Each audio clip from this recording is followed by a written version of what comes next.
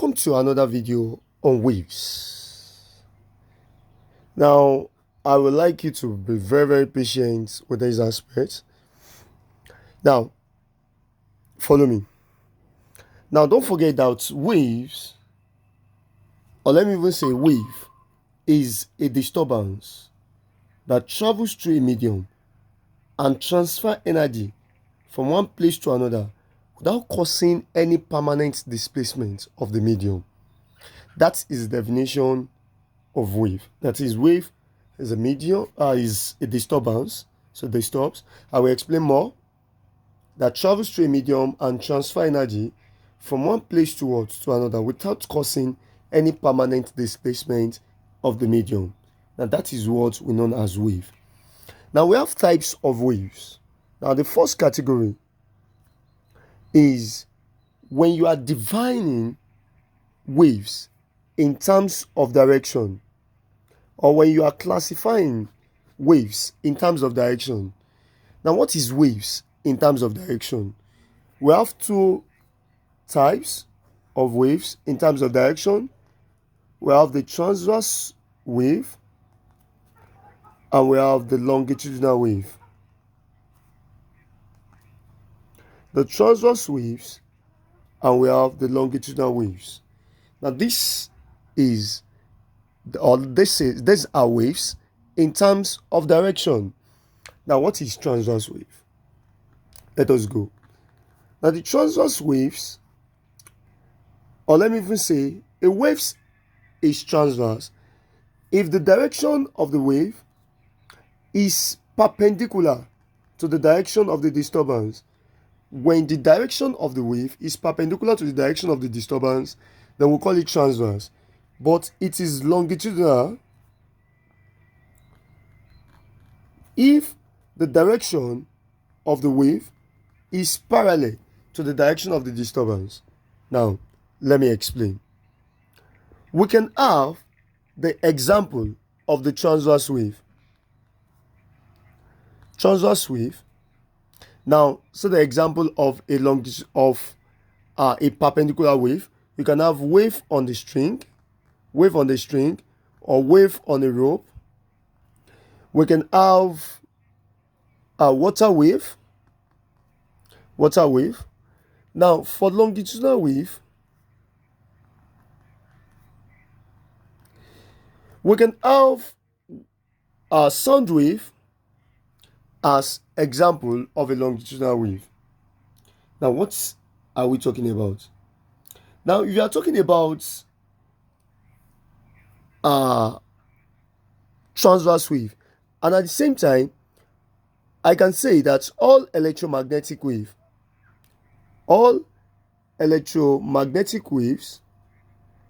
are also transverse.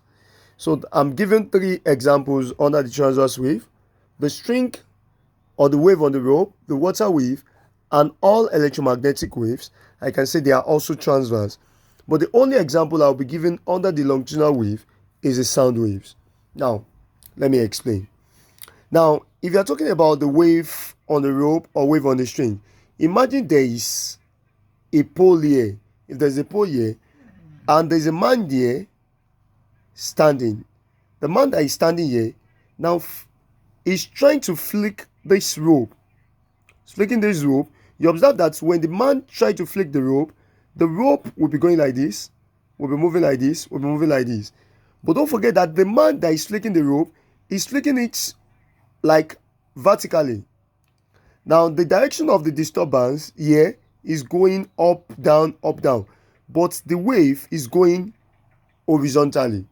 Now that shows that the direction of the disturbance here is perpendicular to the direction of the wave, and that is why it is a transverse wave. Now, but if you are talking about the water wave now, the water wave, imagine you find yourself at a pool. Now this is the water. You observe that if you are standing here, for instance, and you take stones, now you not throw stone inside this water, you observe that the stone will go like this vertically, but the wave of this water will move like this horizontally. Now can you see that the direction of the wave is perpendicular to the direction of the what? The direction of the disturbance is perpendicular to the direction of the what? Of the waves. The same thing with light as well. So that is why we say that all electromagnetic waves are what? Are transverse. Now let me explain the longitudinal wave. We are talking about the sound wave. Now imagine a sound or a megaphone. It's coming like this. We have something like this. Now this is the point at which the sound is coming out from. You observe that the sound is, the disturbance is coming from this direction. The direction of the wave as well will also be what? Will also be the same direction. That's why we say that sound wave is under longitudinal. So that means the direction of the wave here, the direction of the disturbance, is parallel to the direction of the what? Of the wave. The direction of the disturbance is parallel to the direction of the what? Of the wave. That is the example under the what? The transverse wave and the what? And the longitudinal wave. Now we say that electromagnetic wave. What is electromagnetic wave? Now I am going to explain electromagnetic wave under the second aspect or under the second classification of the wave. Now I will put this based on medium. Based on medium. So based on medium, the classification we can have the mechanical wave and we can have the electromagnetic wave. Now, when we are saying mechanical waves, now mechanical waves are waves that require material medium for their propagation. They require material medium for their propagation. That is what we know as mechanical wave. But if you're talking about the electromagnetic wave, the electromagnetic waves are waves that do not require material medium for their propagation. They do not require material medium for their propagation. Now, what are we talking about? Now, we are talking about the mechanical wave. That is why, under the mechanical wave, we can just have like maybe two examples. Yeah. I can say we can have the sound waves. The sound wave as part of it, because it does not require any material medium. I'm explaining the mechanical wave. Mechanical wave, we can have it to be sound wave. So because don't forget that sound makes use of air for its propagation. So it makes use of air for its propagation. So it requires material medium for its propagation. We can have the water wave as well. Under this, the water wave. Water waves also make use of water at the same time. So it requires a material for its propagation. So that is the difference between the mechanical wave and what? And the electromagnetic wave. Now, so we have the example of the mechanical wave to be sound wave, water wave. As I said, that sound waves make use of what? Of air for its propagation. Now, if you're talking about the electromagnetic wave, now the electromagnetic wave, we can have the example of an electromagnetic wave to be R-Vox G. Now we have this to be R-Vox G. Now for the R-Vox G, let me decode this. R-Vox G. This is under the electromagnetic wave. Now R-Vox G, the R here stands for radio wave. The M here stands for microwave. The I here stands for infrared rays. The V here stands for visible light. The U here stands for ultraviolet ray. The X here stands for X-ray. And the G here stands for the gamma ray. Now, based on some properties, now listen, the radio wave here have the I wavelength. It has the I wavelength. Now that shows that if radio wave can have the I wavelength, And that means that the gamma ray will have the lowest wavelength. The lowest wavelength. Now, at the same time, if this one has the high wavelength, this one processes the lowest wavelength, or let me say, this one processes the highest wavelength, whereby this one processes the lowest wavelength. And at the same time, this one, the radio wave here, it processes the lowest frequency. The lowest frequency, whereby the gamma ray here has the highest frequency. At the same time, the radio wave here, it has the lowest energy, whereby the gamma ray here has the highest energy. So in short, what happened to frequency happens to energy. The same thing with frequency. So once you know the frequency, you are going to know the one of the energy. So but between the wavelengths and the frequency, they are like opposite to each other. So the one with the highest wavelength has the lowest frequency, and the one with the lowest wavelength has the highest frequency. So that's the difference. And at the same time, all electromagnetic wave notes, all electromagnetic wave it's they transmit and the same with the same speed. They transmit with the same speed, and that's why the speed is 3 times 10 to the power 8 meter per second. So take notes, all electromagnetic wave transmit with the same speed, and that's why it is 3 times 10 to the power 8 meter per second. Now there's a difference. Now see a question. The question says, which of the following has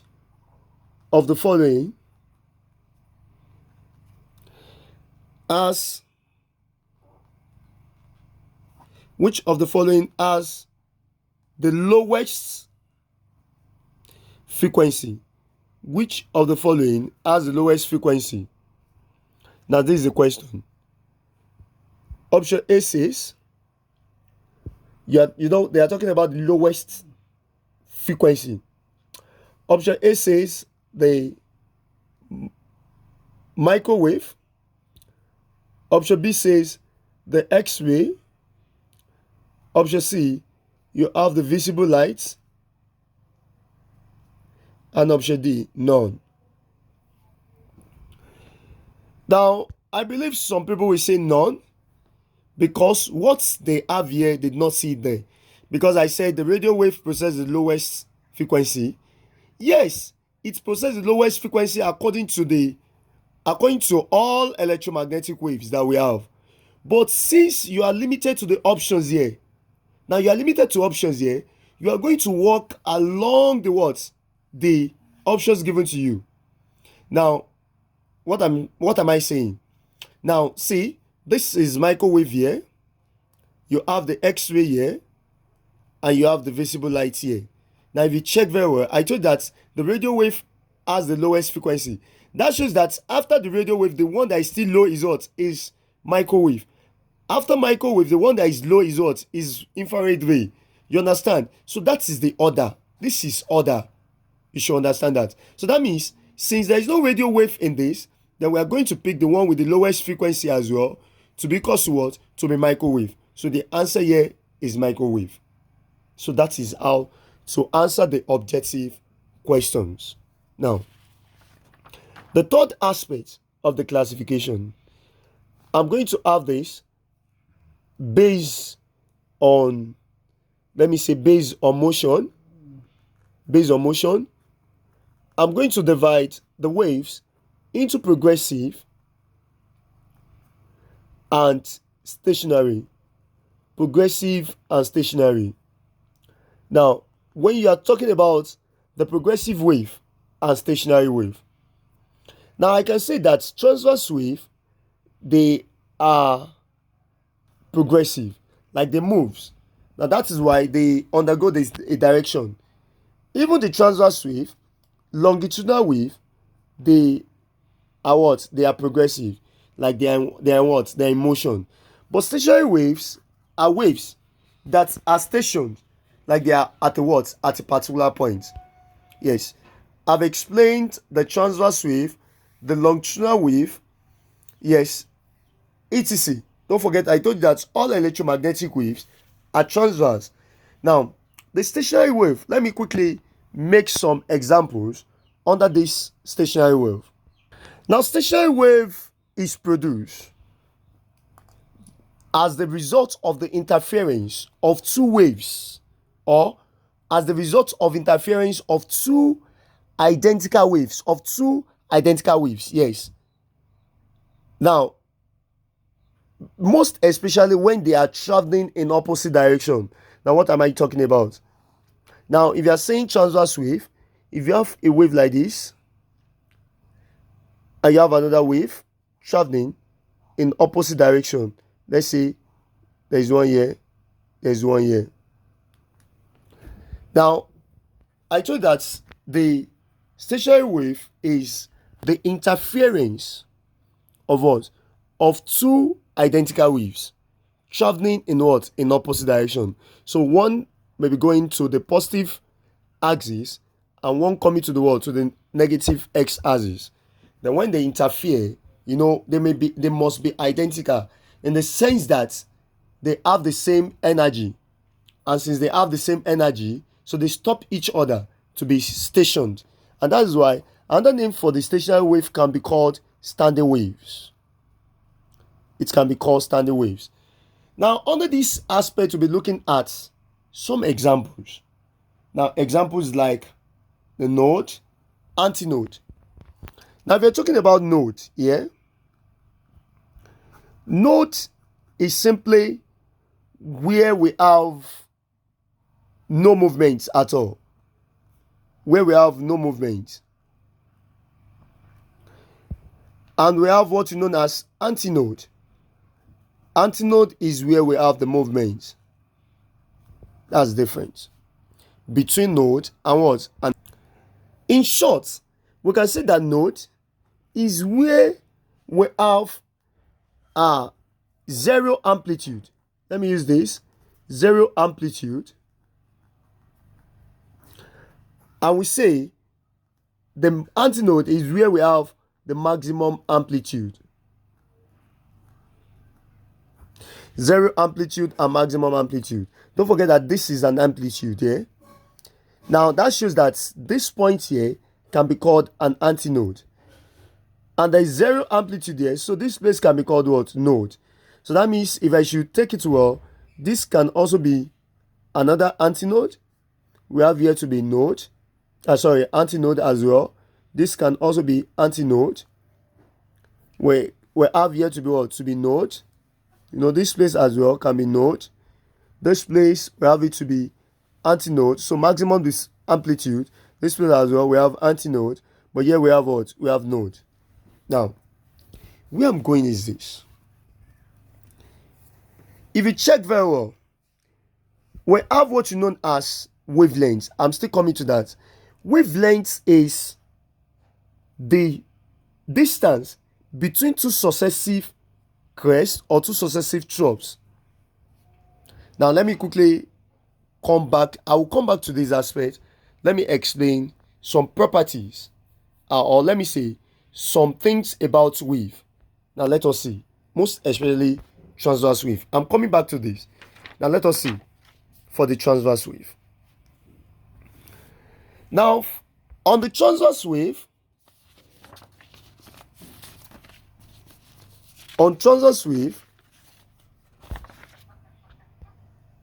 if you have a structure like this,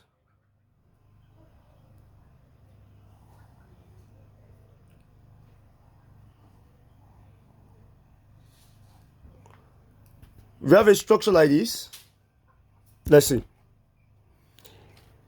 Now, the first thing I will be explaining here is called crest.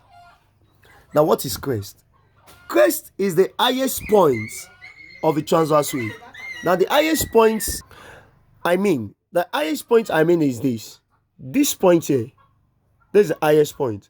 So, this is known as crest. We have this to be crest as well. There's a crest. So this is also known as crest. Now can you see? This is crest. But now, what do we mean by trough? Trough is the lowest point of a transverse wave. The lowest point of a transverse wave, that is trough. So here we have it to be trough. Here we also have it to be what? To be trough. So that is it. That's the difference between crest and what? And trough. Now the next one is height. What is height? Height is the distance from a crest to the what? To the trough. Now don't forget that this is a crest and there is a trough here. So if we take the distance from here to here, or better still, let's take it outside from here to here, then we'll call this to be what? To the height of what? Of the wave. This is the height of the wave. So the distance from the crest, between the crest and the what? And the trough is what? The height of the what? Of the wave. The last one. The last one is the next one rather is the amplitude. Amplitude is the maximum displacement from the equilibrium position. Is the maximum displacement from the equilibrium position. This is the equilibrium position. Now that shows that from here to here is an amplitude. From this equilibrium position to this, the maximum is an amplitude. From this equilibrium position to this place, to this maximum point, is an amplitude. From this equilibrium position to this maximum point is an amplitude. From here to here as well is what? Is an amplitude.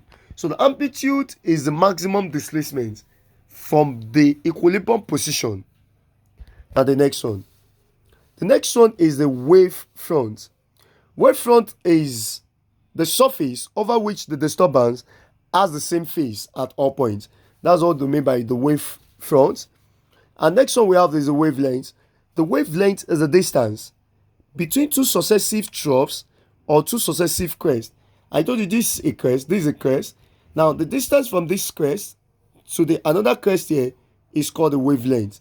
And this is a symbol of the wavelength. We know it as lambda. So this is the wavelength. So it is lambda. So that's the symbol. Now that shows that I can say the distance from this crest to another crest here is lambda. From this trough to another trough here is also what? Lambda. So now, I hope you understood what they mean by the wavelength now. Now this is the wavelength. And another thing is we have the wave number. What is the wave number? Wave number is the number of waves present in a length. Now the denotation is K or N. That's the denotation. And wave number is reciprocal of the wavelength. Wave number is reciprocal of the wavelength. That is, the wave number is inverse of the wavelength. And that is why the wave number is equal to 2 pi over lambda. So there is a formula.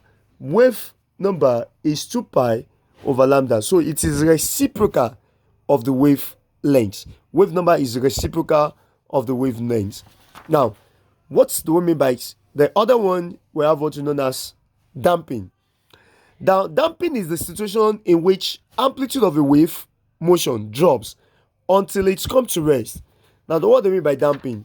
Now, don't forget that if you have a wave like this, you have something like this. Let's use this. Now, if you see, don't forget that from here to here is the amplitude. Now, you notice that the amplitude of this one is greater than this. This one is greater than this. This one is greater than this. Now, that shows that the damping process is that when the amplitude of the wave continue to drops, like it drops until it's come to rest, then we'll call it what? We'll call the process damping. So the situation in which the amplitude of a wave continue to drops until it comes to rest. And lastly, we have what we know as the wave speed. And wave speed, don't forget that speed is equals to distance over what? Over time. Distance over time. And that's why the speed is equals to, the wave speed is the ratio of the wave distance traveled to the what? To the time taken. So it is distance over what? Over time. And these are the things you need to know about the what? About the wave. The crest, the highest point of a transverse wave, the troughs, the lowest point, the height, the distance between the crest and the troughs, the amplitude, the maximum displacement from the what? From the equilibrium position. The wavefront is the what? The surface in which all the disturbance has the what? The same phase at all points. And the wavelength is the distance between the two successive crests or two successive troughs. And wave number is the number of wave present in a length. And that is why it is a reciprocal of what? Of wavelength. And we have the formula to be 2 pi over what? Over lambda. And we have damping to be the situation at which the amplitude of the wave drops until it comes to rest. And the wave speed as well. Now, finally, let us go back to our previous aspect, which is on the classification. Now, on this classification, I was explaining the node and antinode. Don't forget, I told you that we have this point to be the node and this point to be the antinode. Don't forget that this point is the points I called the amplitude, where you have the maximum displacement. Now, that's why I said the node is where there is no movement, this point, and antinode is where there is movement, and in which I showed it to be antinode is where there is maximum amplitude, and this is where you can have the maximum amplitude, or where you can have the maximum displacement. That is what where you have as what? Antinode. Now, don't forget that when you have this kind of structure, I told you what they mean by the wavelength. Don't forget what they mean by the wavelength. The distance between two successive crests or two successive troughs. Now that shows that distance between this to this other one here. I'm coming. This is an antinode. To this other one here is called the wavelengths. Let me restructure it here. So that you can have it all. Let's have it to be this. Now, this is what I want to explain. Sorry. It's supposed to be this to this place. So it's from here to this point. This antinode to antinode. Now, don't forget, this is the crest you are going to understand here. And we can call it antinode. This is also another crest. We can call it what? Antinode. Now, the distance from this crest to another crest here is a wavelength. Don't forget, it's a wavelength. And don't forget, we can call this antinode. This is where you have as node. You can have another point here to be node. Don't forget, there is another antinode here, according to the definition up there. Now, the distance between two adjacent nodes. The distance between two adjacent nodes. There's a node here. Let's say there's a node here. Or better still, you know that there will be a node here. If you can say that distance from here to this place is wavelength, I can still say that distance from here to this place is also what? Is also under wavelength. Because the wavelength is now where you can have a complete cycle. Now you can see, even if I can have from here to this place to be wavelength. Because if you have it like this, I can use this side to complete this side. So to make it to be what? To be a complete cycle. You can see that we can use this place to close this place. So to be a complete cycle. So I can have from here to also be what? A wavelength. Now this is where I'm going. Now if you can have from here to be what? To be wavelength. Now let us draw the structure. You observe that there is a point here. There's a point of node here. There's another point of node here. There's another point of antinode here. That shows that from I can have, don't forget, I said I can have, let's say you can have something like this from here, from this node to another node here to be what? To be wavelength. Now, distance between two adjacent nodes or two adjacent antinodes. Two adjacent node or two adjacent antinode is half of the wavelength.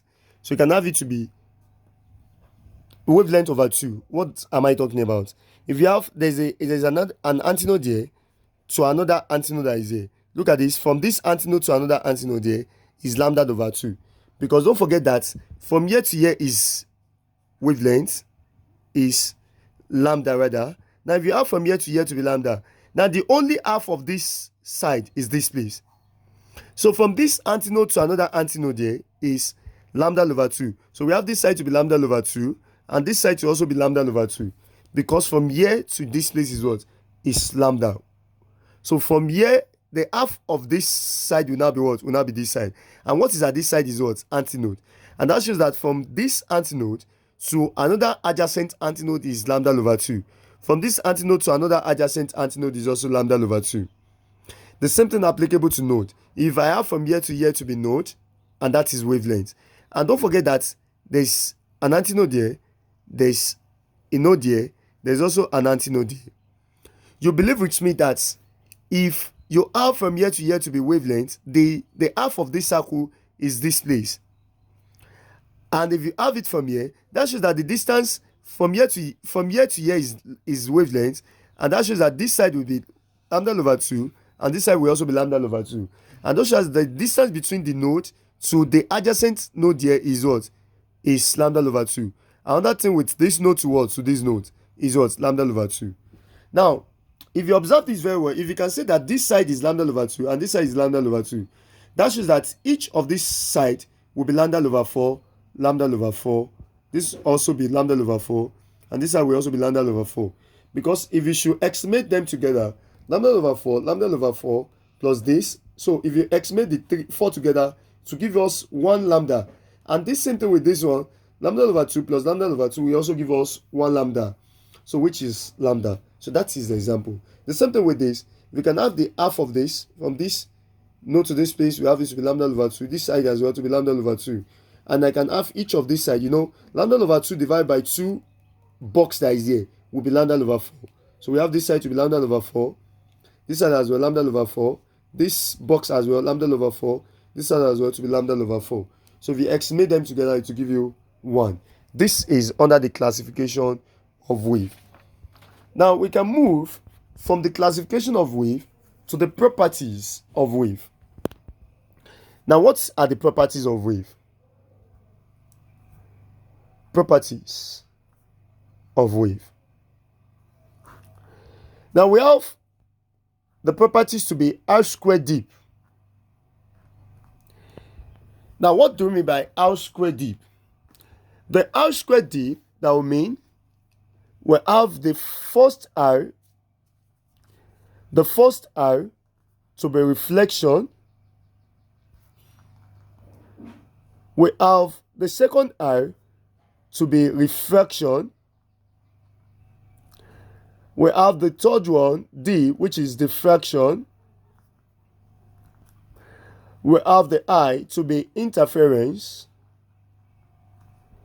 And we have the fifth one to be polarization. This is R squared deep. Now, what do we mean by all these properties? You should all know some things that they will definitely ask you question on these properties. Examiner, yes. Examiner will definitely ask you questions on these properties. We have a lot of things to take note whenever you are talking about the properties of what? Of wave. Now let's start from the first one to the last one. Now, for reflection, all waves undergo reflection. Refraction, all waves undergo refraction. Diffraction as well, all waves undergo diffraction. Interference, we have all waves to undergo interference. But polarization, only transverse waves. Only transverse waves undergo the polarization. That shows that longitudinal wave does not undergo what? Does not undergo polarization.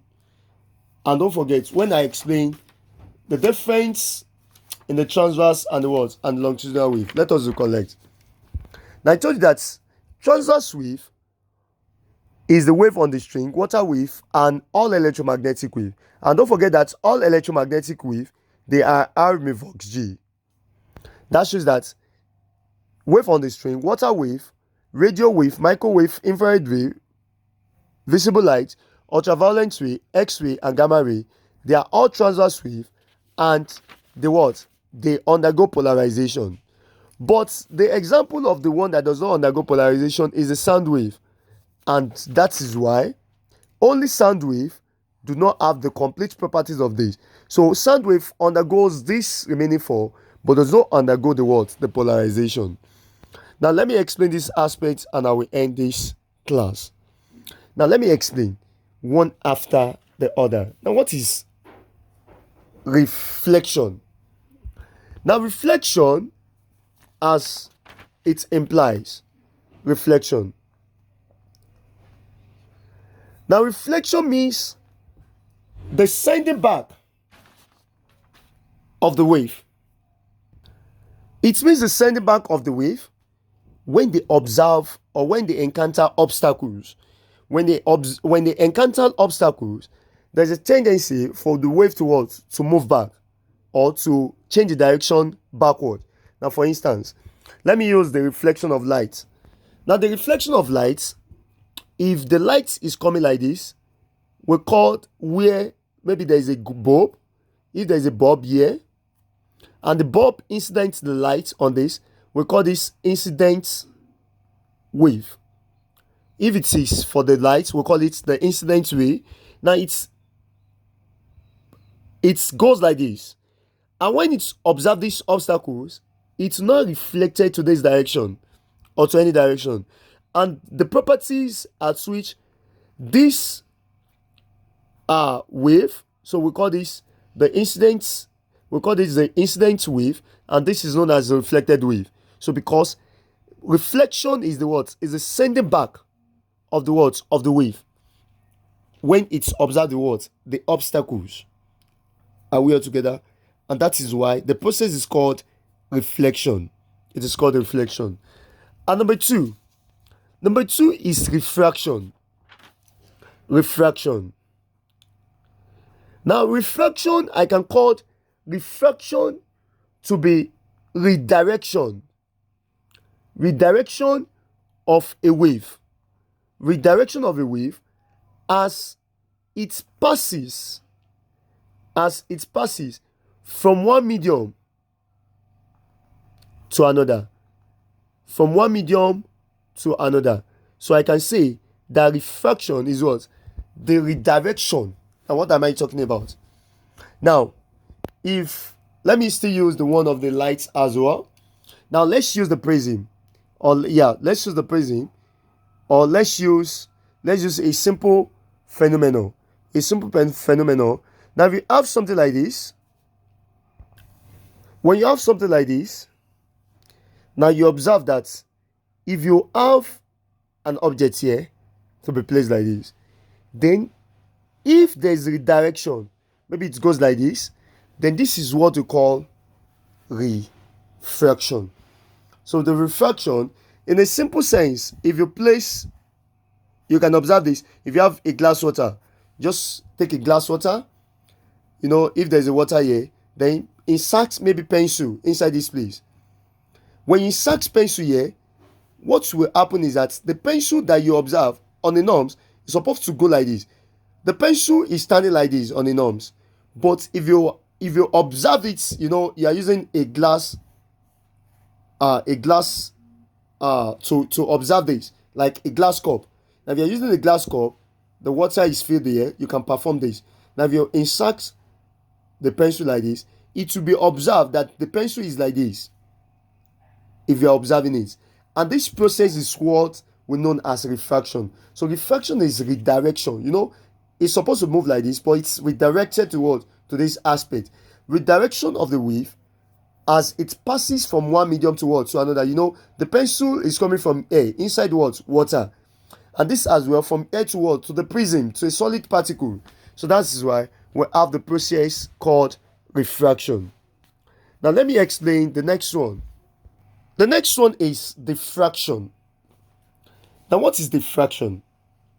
Diffraction simply means the ability of the wave to bend around obstacles in their path.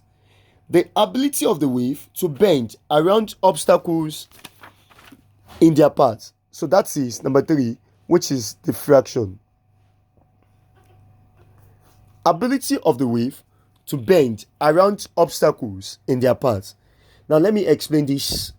Now, if there is a space here, a wave that is coming like this,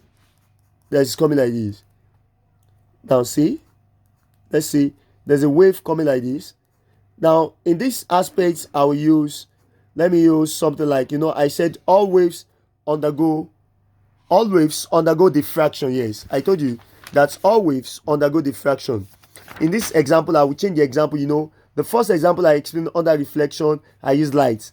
Then the second one as well, which is under refraction, I use another thing, yes, which is applicable to light as well, light wave, with water wave, etc.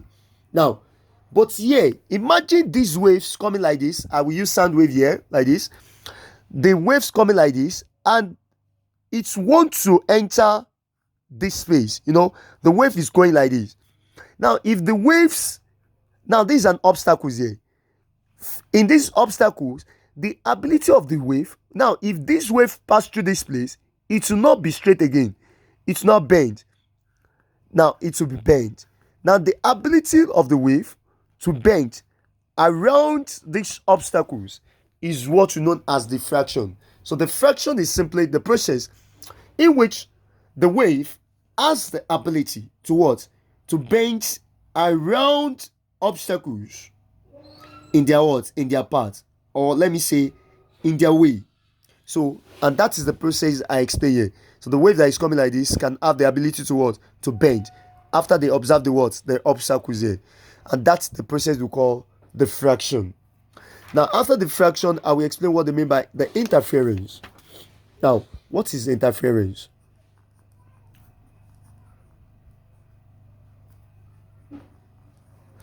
Now, interference is simply called, I can say, we can also call it superposition.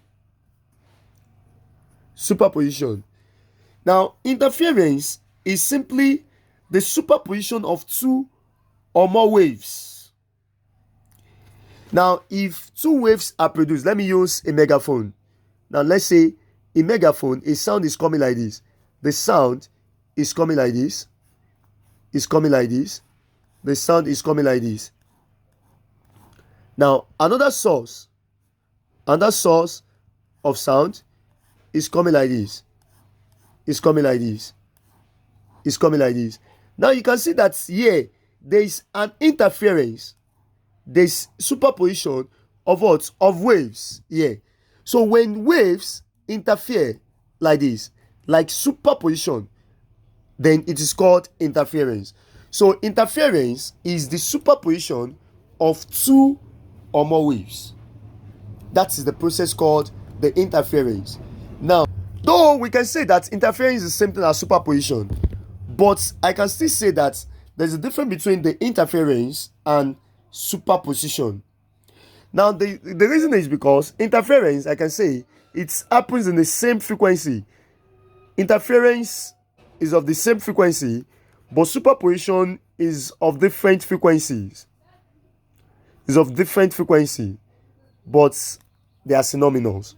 So that's why when we want to define interference, we say they are superposition.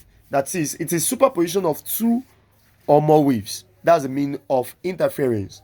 And lastly, because of our time, let me explain the next process in which we call polarization.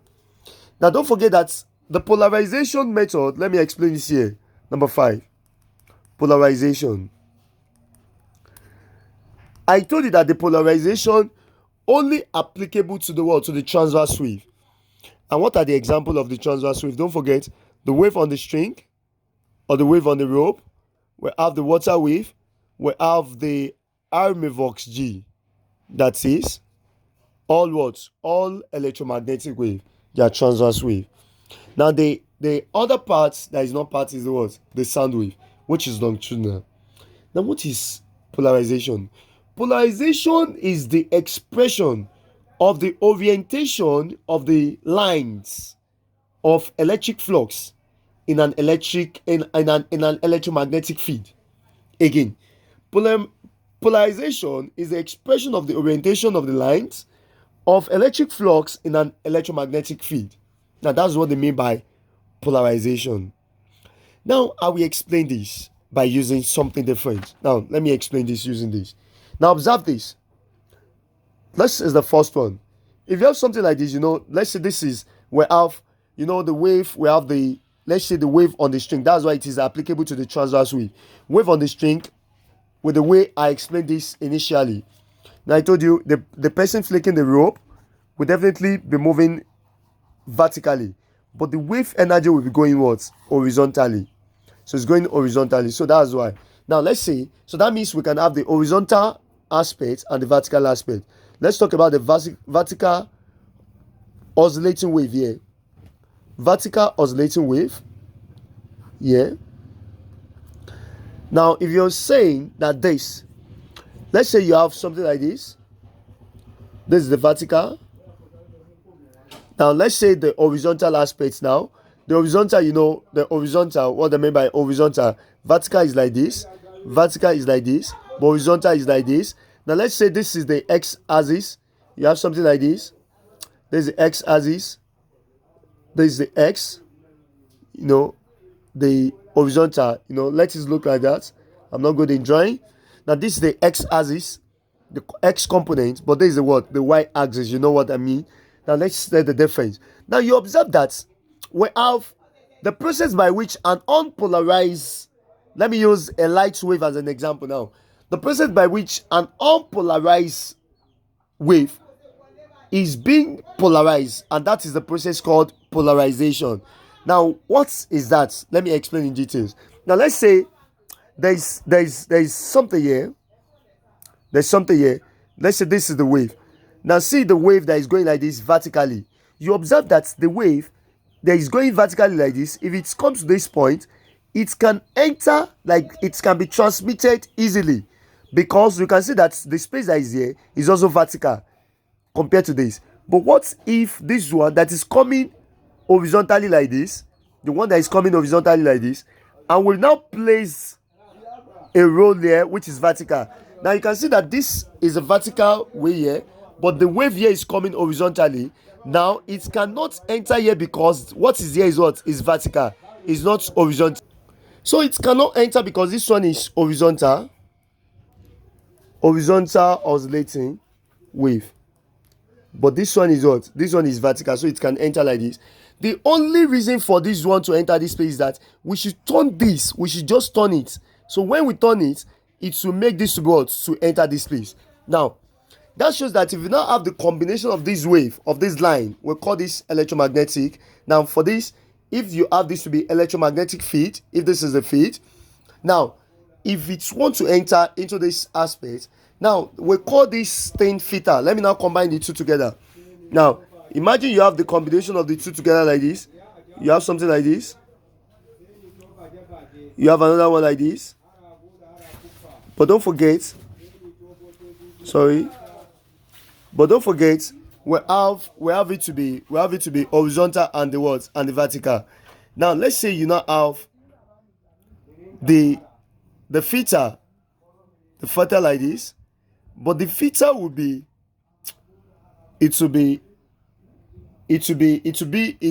in any format like this. Now this is called polarizing theta. We call it polarizing theta, or we call it polarized. It can be called polarized or polarizing theta. Now you observe that out of these two, one is coming horizontally and one is coming vertically. Now you observe that because of this polarizing theta, it is only one that is coming vertically that can enter this place, and that's why at the end you are going to have one like this, just only one. What am I saying is that if you have something like this, now let's say you have two like this as well.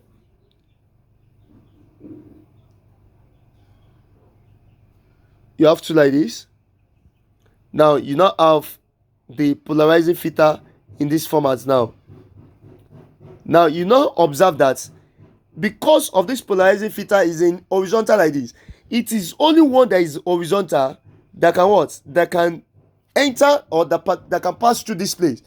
Now, before it comes to this place, we call this unpolarized. We call it unpolarized wave.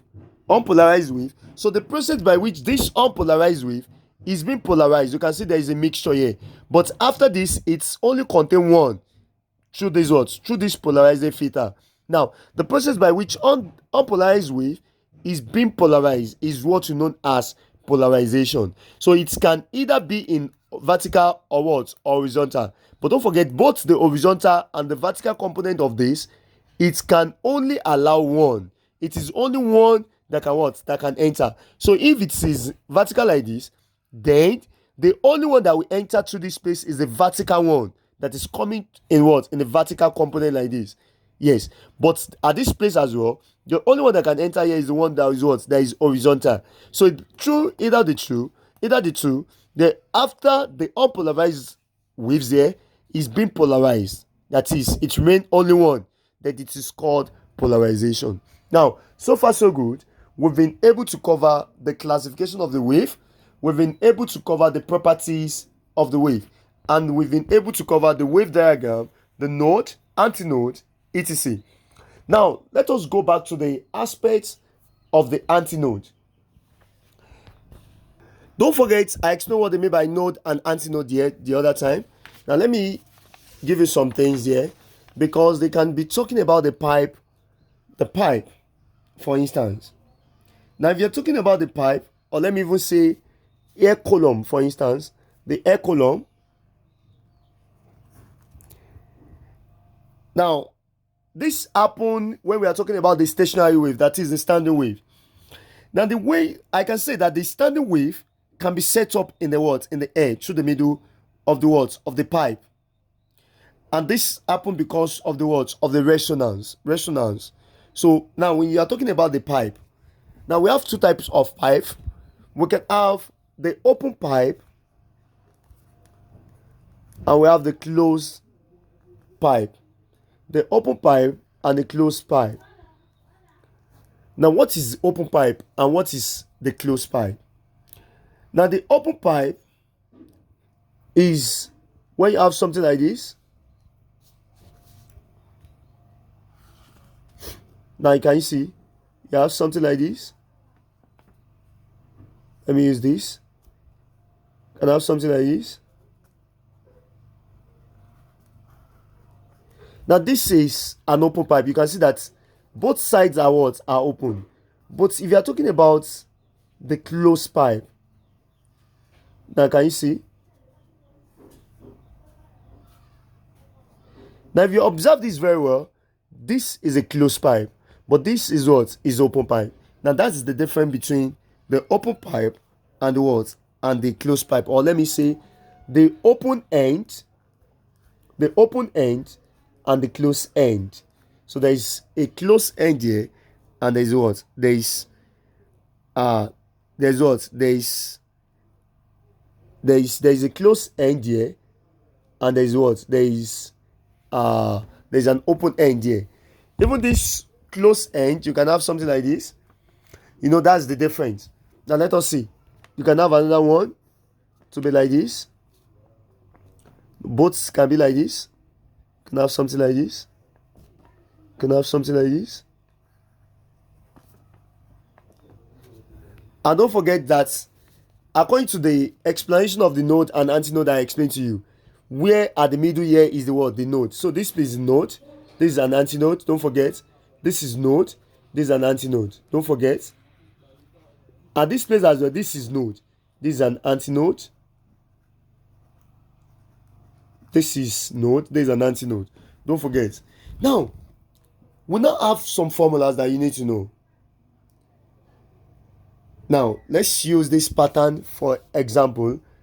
I'll still categorize them: the open end and the closed end. The open end and the closed end. Now, this formula, when you have something like this, for the open end, I have two categories. When you have something like this,